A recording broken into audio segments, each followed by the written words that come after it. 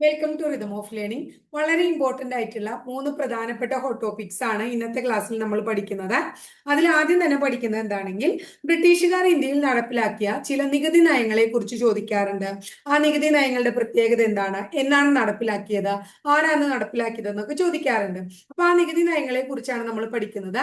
അതിൽ ആദ്യത്തേതാണ്, നമ്മൾ എല്ലാവർക്കും അറിയുന്ന ഒരു ചോദ്യമാണ്, ശാശ്വത ഭൂനികുതി വ്യവസ്ഥ. കേട്ടിട്ടുണ്ട് അല്ലെ?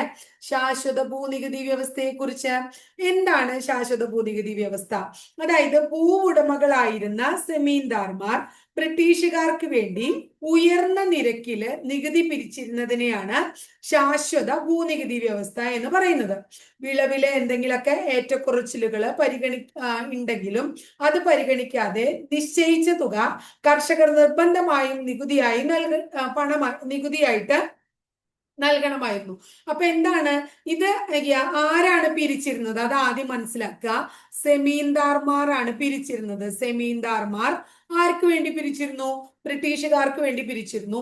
എന്തൊക്കെ പ്രശ്നം ഉണ്ടായാലും, ഇപ്പോ ഫ്ലഡ് ഉണ്ടായിക്കോട്ടെ, കാറ്റുണ്ടായിക്കോട്ടെ, എന്തൊക്കെ പ്രശ്നങ്ങൾ ഉണ്ടായിക്കോട്ടെ, നമ്മുടെ ആ വിളവെടുപ്പ് കാലത്ത് വിളവ് നശിച്ചു പോയിക്കോട്ടെ, ഒക്കെ ആയിക്കോട്ടെ, എത്രയാണ് രൂപ നമ്മുടെ കർഷകർ കൊടുക്കേണ്ടത്, അവർ കൃത്യമായിട്ട് ആ തുക, അപ്പൊ ഫിക്സഡ് ആയിട്ടുള്ള ഒരു എമൗണ്ട് ആയിരുന്നു ഇവിടെ ഉണ്ടായിരുന്നത് എന്ന് നമ്മൾ മനസ്സിലാക്കാം.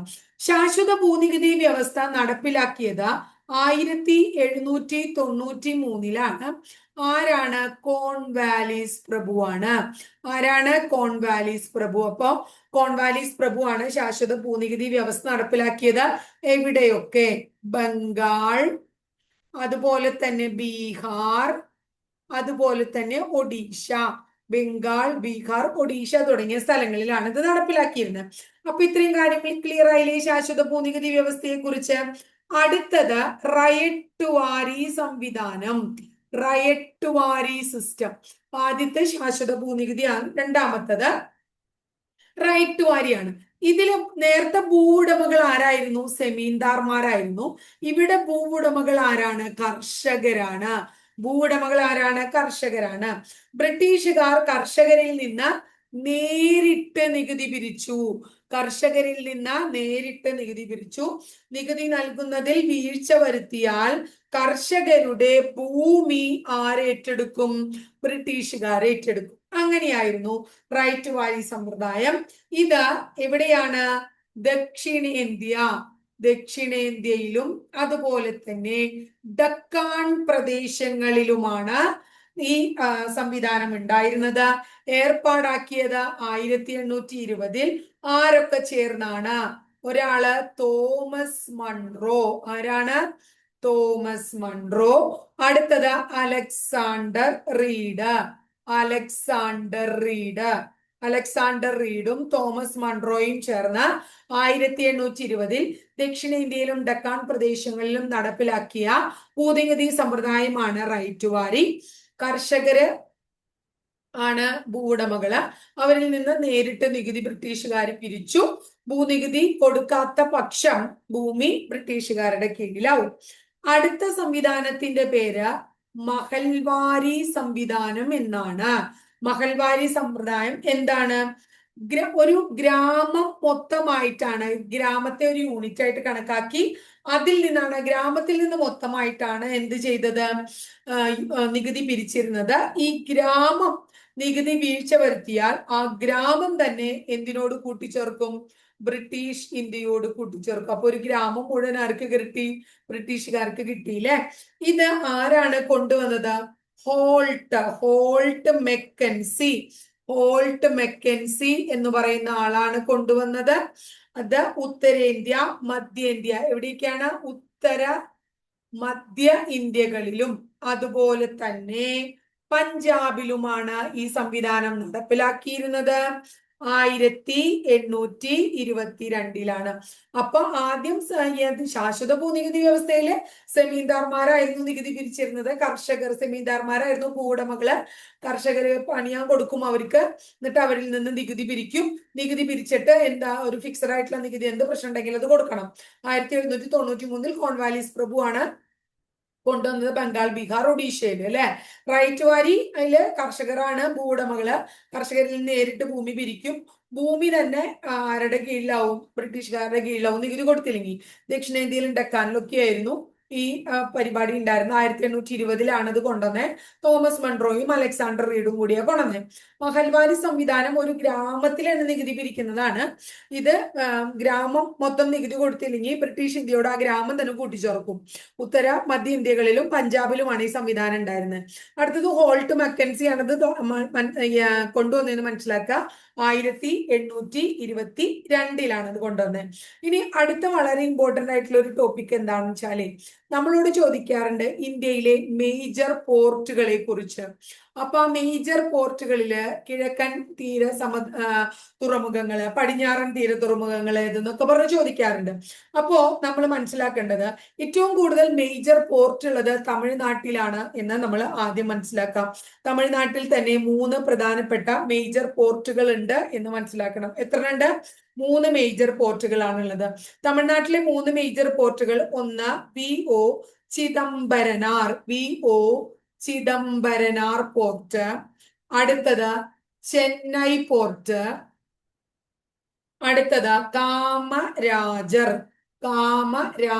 പോർട്ട്. അങ്ങനെ 3 പോർട്ടുകളാണ് ഉള്ളത്. ഇന്ത്യയിൽ ഏറ്റവും കൂടുതൽ മേജർ പോർട്ട് തമിഴ്നാട്ടിലാണെങ്കിൽ ഇന്ത്യയിൽ ഏറ്റവും കൂടുതൽ പോർട്ടുകൾ ഉള്ളത് എവിടെയാണ് എന്ന് ചോദിച്ചു കഴിഞ്ഞാൽ നമ്മൾ പറയാം മഹാരാഷ്ട്രയിലാണ്. ഇന്ത്യയിൽ ഏറ്റവും കൂടുതൽ തുറമുഖങ്ങൾ ഉള്ളത് എവിടെയാണ്? മഹാരാഷ്ട്രയിലാണെന്ന് പറയും കേട്ടോ. അപ്പൊ മേജർ തുറമുഖങ്ങൾ 13 ആണെങ്കിൽ അതില് പബ്ലിക് സെക്ടർ പൊതുമേഖലയിലുള്ളത് 12 എണ്ണവും കോപ്പറേറ്റീവ് സെക്ടർ സഹകരണ മേഖലയിലുള്ളത് ഒരെണ്ണവുമാണെന്ന് മനസ്സിലാക്കണം കേട്ടോ. 13ാമത്തെ മേജർ തുറമുഖം ഏതാണ്? പോർട്ട് ബ്ലെയർ ആണ്. 13ാമത്തെ മേജർ തുറമുഖം ഏതാണ്? പോർട്ട് ബ്ലെയർ ആണ് 13ാമത്തെ മേജർ തുറമുഖം. ആൻഡമാൻ നിക്കോബാർ ദ്വീപിലെ പോർട്ട് ബ്ലെയർ ആണ്. 2010 ഇത് മേജർ തുറമുഖമായിട്ട് ഇതിനെ പ്രഖ്യാപിച്ചത്. ഇനി ഇന്ത്യയുടെ ഏറ്റവും തെക്കേ അറ്റത്ത് സ്ഥിതി ചെയ്യുന്നത് ഏതാണ്? VO ചിദംബരനാർ ആണ് തെക്കേ അറ്റത്തെ മേജർ തുറമുഖം. തെക്കേ അറ്റത്തെ മേജർ തുറമുഖം, ഇന്ത്യയുടെ മുത്ത എന്നൊക്കെ അറിയപ്പെടുന്ന തുറമുഖം ആണ് ഏതാണ്? VO ചിദംബരനാർ തുറമുഖം. ഇത് ആദ്യം അറിയപ്പെട്ടിരുന്നത് തൂത്തുക്കുടി തുറമുഖം എന്ന പേരിലായിരുന്നു. തൂത്തുക്കുടി തുറമുഖം എന്ന പേരിലായിരുന്നു. പിന്നീട് അത് 2011 മുതലാണ് VO ചിദംബരനാർ തുറമുഖം എന്ന പേരില് അറിയപ്പെട്ടത്. പ്രധാനമായിട്ടും ഉപ്പാണ് ഇത്ര ഇവിടെ നിന്നും കയറ്റുമതി ചെയ്യുന്നത് എന്നും കൂടി നമ്മൾ ഓർത്തു വെക്കാം കേട്ടോ. ഇനി അടുത്തത് നമ്മൾ എന്താണ്? ഇന്ത്യയുടെ പടിഞ്ഞാറൻ തീരത്തും അതുപോലെ തന്നെ കിഴക്കൻ തീരത്തുമുള്ള കിഴക്കൻ തീരത്തുമുള്ള മേജർ തുറമുഖങ്ങൾ ഏതൊക്കെയാണെന്ന് പഠിച്ചു വയ്ക്കുകയാണ്. പടിഞ്ഞാറൻ തീരത്തുള്ള തുറമുഖങ്ങളാണ്: ഒന്ന് കണ്ട്ല തുറമുഖം, കണ്ട്ല. അടുത്തത് ജവഹർലാൽ നെഹ്റു തുറമുഖം അല്ലെങ്കിൽ നവശേവ തുറമുഖം. അടുത്തത് മുംബൈ തുറമുഖം. എന്താണ്? മുംബൈ തുറമുഖം.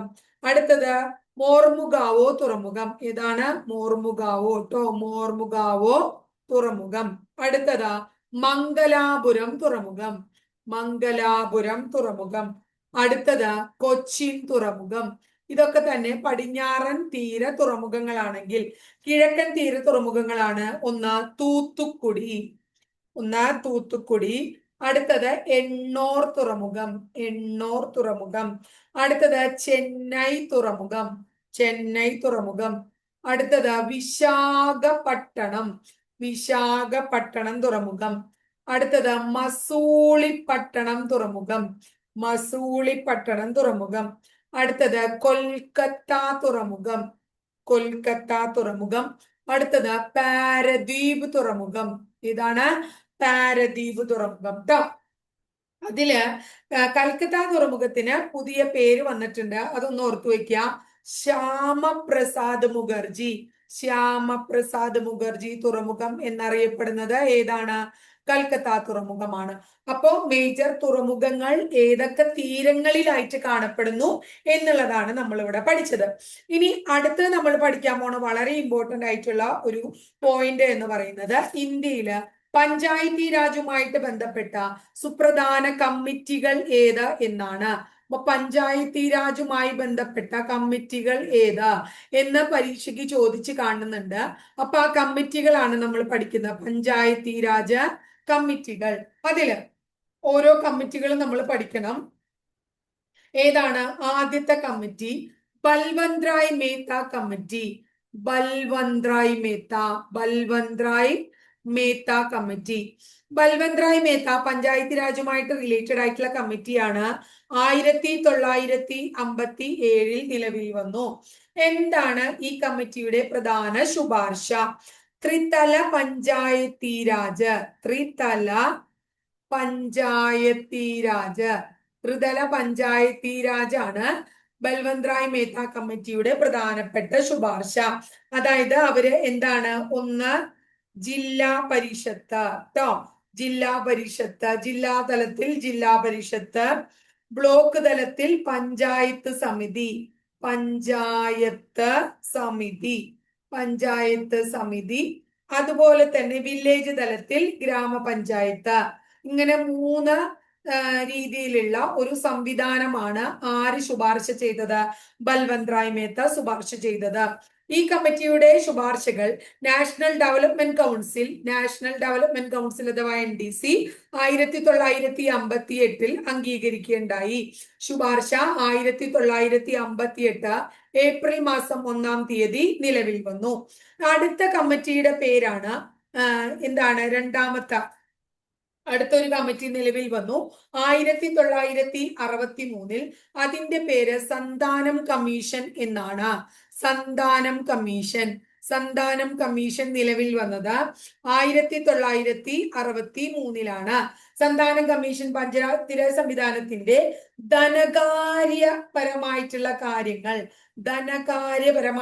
കാര്യങ്ങളിൽ പഠനം നടത്താൻ നിയോഗിച്ച കമ്മീഷൻ. പഞ്ചായത്തി രാജ് സംവിധാനത്തിലെ ധനകാര്യങ്ങൾ സംബന്ധിച്ച പഠനം നടത്താൻ നിയോഗിച്ച കമ്മീഷന്റെ പേര് എന്താണ്? സന്താനം കമ്മീഷൻ എന്നാണ്. അടുത്തത് സാദിഖ് അലി കമ്മീഷൻ. അടുത്ത കമ്മീഷന്റെ പേര് സാദിഖ് അലി കമ്മീഷൻ. സാദിഖ് അലി കമ്മീഷൻ എന്നാണ് 1964 എന്താണ്, രാജസ്ഥാനിലെ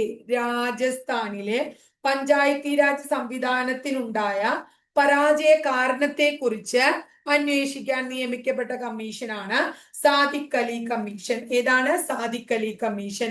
അടുത്തത് അശോക് മേത്ത കമ്മീഷൻ. അശോക് മേത്ത കമ്മീഷൻ 1977. അതായത് ത്രിതല പഞ്ചായത്തി രാജ് സംവിധാനത്തിന് പകരം ദ്വിതല പഞ്ചായത്തി രാജ് സംവിധാനം നിർദ്ദേശിച്ച കമ്മീഷനാണ്. പഞ്ചായത്ത് സ്ഥാപനങ്ങൾക്ക് എന്ത് കൊടുക്കണം? ഭരണഘടനാ സാധുത കൊടുക്കണം എന്ന് നിർദ്ദേശിച്ചു. അതുപോലെ തന്നെ SC ST വിഭാഗങ്ങൾക്ക്, അതായത് പട്ടികജാതി പട്ടികവർഗ വിഭാഗങ്ങൾക്ക് ജനസംഖ്യാ അനുപാതത്തിൽ സീറ്റുകൾ സംവരണം ചെയ്യണം, ജനസംഖ്യാനുപാതമായിട്ട് സീറ്റുകൾ കൊടുക്കണം എന്നൊക്കെ നിർദ്ദേശിച്ചു. അതുപോലെ തന്നെ പഞ്ചായത്ത് തെരഞ്ഞെടുപ്പ് ഇലക്ഷൻ നടത്തേണ്ടത് ആരാണ്? സംസ്ഥാന തലത്തിലുള്ള, സ്റ്റേറ്റ് തലത്തിലുള്ള ഇലക്ടറൽ ഓഫീസർ ആണ്. എങ്ങനെ? അതായത് നമ്മുടെ എന്താ പറയാ, പഞ്ചായത്ത് തെരഞ്ഞെടുപ്പ് നടത്തേണ്ടത് മുഖ്യ തെരഞ്ഞെടുപ്പ് കമ്മീഷനുമായിട്ടൊക്കെ ആലോചിച്ച് സംസ്ഥാന തലത്തിലുള്ള ചീഫ് ഇലക്ടറൽ ഓഫീസർ നടത്തണം എന്നൊക്കെ പറഞ്ഞു. അതുപോലെ പിന്നെ അവർ പറഞ്ഞു പഞ്ചായത്ത് രാജ് വകുപ്പില് എന്തുണ്ടായിരിക്കണം? ഒരു മന്ത്രി, തദ്ദേശ സ്വയംഭരണ വകുപ്പ് മന്ത്രി എന്ന് പറയില്ലേ നമ്മള്, അങ്ങനെ ഒരു മന്ത്രി വേണം എന്ന് നിർദ്ദേശിച്ചു. എന്തെങ്കിലും കാരണവശാൽ പഞ്ചായത്ത് പിരിച്ചുവിടേണ്ടി വന്നാൽ 6 മാസത്തിനുള്ളിൽ തിരഞ്ഞെടുപ്പ് നടത്തണം എന്നൊക്കെ നിർദ്ദേശിച്ചു. ഇതൊക്കെ അശോക് മേത്ത കമ്മിറ്റിയുടെ നിർദ്ദേശമാണ്. വളരെ ഇമ്പോർട്ടന്റ് ആയിട്ടുള്ള കുറച്ച് നിർദ്ദേശങ്ങളാണ് കേട്ടോ, അതൊക്കെ ഒന്ന് ഓർത്തു വെക്കണം. ഇനി അടുത്തത് LM സിംഗ്വി കമ്മീഷൻ. പരീക്ഷയ്ക്ക് ചോദിച്ചിട്ടുള്ളതാണിത്. LM സിംഗ്വി, ഇദ്ദേഹത്തിന്റെ ഈ പേര് പരീക്ഷയ്ക്ക് ചോദിച്ചിട്ടുണ്ട്. LM സിംഗ്വി എന്ന് പറയുന്ന കമ്മീഷൻ. ഈ കമ്മീഷൻ 1986 പഞ്ചായത്തി രാജ് സംവിധാനങ്ങളെ പുനർജീവിപ്പിക്കാൻ വേണ്ട നിർദ്ദേശങ്ങൾ സമർപ്പിക്കാൻ ആരാണ്? രാജീവ് ഗാന്ധി ഗവൺമെന്റ് നിയോഗിച്ച കമ്മീഷൻ. അതായത് എന്തെങ്കിലും പുതിയ കാര്യങ്ങളൊക്കെ പഞ്ചായത്തി രാജ് സംവിധാനത്തിൽ വേണമെങ്കിൽ അതിനുവേണ്ടി കൊണ്ടുവന്നുള്ള കമ്മീഷനാണ് LM സിംഗ്വി കമ്മീഷൻ. അപ്പോ പഞ്ചായത്തി രാജ് സംവിധാനത്തെ ഭരണഘടനാ വിധേയമാക്കണമെന്ന് ഇദ്ദേഹം എന്ത് ചെയ്തു? ഇദ്ദേഹം വീണ്ടും നിർദ്ദേശം സമർപ്പിക്കുകയുണ്ടായി. ഇദ്ദേഹത്തിന്റെ ഒരു നിർദ്ദേശമാണത്. നേരത്തെ നമ്മൾ പറഞ്ഞു. ഇനി അടുത്ത കമ്മീഷന്റെ പേര് പി കെ തുങ്കൻ കമ്മീഷൻ ആണ്. വന്ന വർഷം 1988 ആണ്. ജില്ലാതല പ്ലാനിങ്ങുകളുടെ രാഷ്ട്രീയ ഭരണ സംവിധാനത്തെ കുറിച്ച് പഠിക്കാൻ നിയോഗിച്ചു. അതായത് ജില്ലാതലത്തിലുള്ള എന്താ പറയുന്ന ഡിസ്ട്രിക്ട് പ്ലാനിങ്ങുമായിട്ട്, ജില്ലാതല പ്ലാനിങ്ങുമായിട്ട് റിലേറ്റഡ് ആയിട്ടുള്ള കമ്മീഷനാണ് ആര്? പി.കെ. തുങ്കൻ കമ്മീഷൻ. അതില് രാഷ്ട്രീയ ഭരണ സംവിധാനത്തെ കുറിച്ച് പഠിക്കാൻ വേണ്ടി നിയോഗിച്ച കമ്മീഷൻ. അടുത്തത് V L Gadgil commission. 1988 V L Gadgil commission. Panchayati raj സംവിധാനങ്ങൾ എങ്ങനെ കാര്യക്ഷമമാക്കി നടത്തണം, പഞ്ചായത്തി രാജിന്റെ കാര്യക്ഷമമായ നടത്തിപ്പ് എങ്ങനെ എന്ന കുറച്ചും കൂടി ഡീറ്റെയിൽഡ് ആയിട്ട് വിസ്തരിക്കാൻ വേണ്ടിയിട്ട് നിയോഗിച്ച കമ്മീഷനാണ് പഞ്ചായത്തി രാജ് സംവിധാനങ്ങൾക്ക് ഭരണഘടനാ പദവി നൽകുന്നതിന് വേണ്ടിയുള്ള ബില്ലിന്റെ കരട് തയ്യാറാക്കിയത്. അതായത് എല്ലാവരും ഭരണഘടന പറഞ്ഞു, ഇവിടെയും നമ്മൾ ഭരണഘടനയെ കുറിച്ച് പറയണ്ടായില്ലേ? അതായത് അശോക് മേത്തയും ഭരണഘടനയെ കുറിച്ച് പറഞ്ഞു. അതിനുശേഷം എന്താണ് ലല്ലം സിംഗ്വിയും പറഞ്ഞു. പക്ഷെ ഗാഡ്ഗിലിന്റെ നിർദ്ദേശപ്രകാരം ഗാഡ്ഗിലും പറഞ്ഞപ്പോഴാണ്, ഭരണഘടനാ സാധുതയെ കുറിച്ച് പറഞ്ഞപ്പോഴാണ് എന്തുണ്ടായെന്നാ പറഞ്ഞത്? അതിനു വേണ്ടിയിട്ടുള്ള ബില്ലിന്റെ കരട് തയ്യാറാക്കിയത് എന്ന് ഓർത്തു വെക്കാം. അപ്പൊ ഇത്രയാണ് കേട്ടോ. വളരെ ഇമ്പോർട്ടന്റ് ആയിട്ടുള്ള 3 ടോപ്പിക്കുകളാണ് നമ്മൾ പഠിച്ചല്ലേ. അതായത് പഞ്ചായത്ത് രാജ് ഇമ്പോർട്ടന്റ് ആണെന്ന് അറിയാം. പഞ്ചായത്ത് രാജ് വേറെ ഉണ്ട്, കമ്മിറ്റികളാണ്. മേജർ പോർട്ടുകൾ പ്രധാനമാണ്. ഈ ഭൂനികുതി വ്യവസ്ഥയും പ്രധാനമാണ് അല്ലെ. അപ്പൊ നമ്മൾ നോക്കിയൊക്കെ ഓരോ ദിവസവും വളരെ വെറൈറ്റി ആയിട്ടുള്ള ഇമ്പോർട്ടന്റ് ആയിട്ടുള്ള കുറെ അധികം ടോപ്പിക്സാ പഠിക്കണം. നിങ്ങൾ ധൈര്യമായിട്ട് മുന്നോട്ട് പൊക്കോളോ. എല്ലാ എന്താ പറയാ GK ക്വസ്റ്റ്യൻസിന്റെയും ഫുൾ മാർക്ക് നമ്മൾ നേടാൻ പ്രാപ്തിയാകും ഉറപ്പായിട്ടും. ജൂലൈ 18 ആകുമ്പോഴേക്കും കേട്ടോ. അപ്പൊ ഓക്കെ, അടുത്ത ദിവസം മറ്റൊരു ക്ലാസ്സിൽ നമുക്ക് വീണ്ടും കാണാം കേട്ടോ.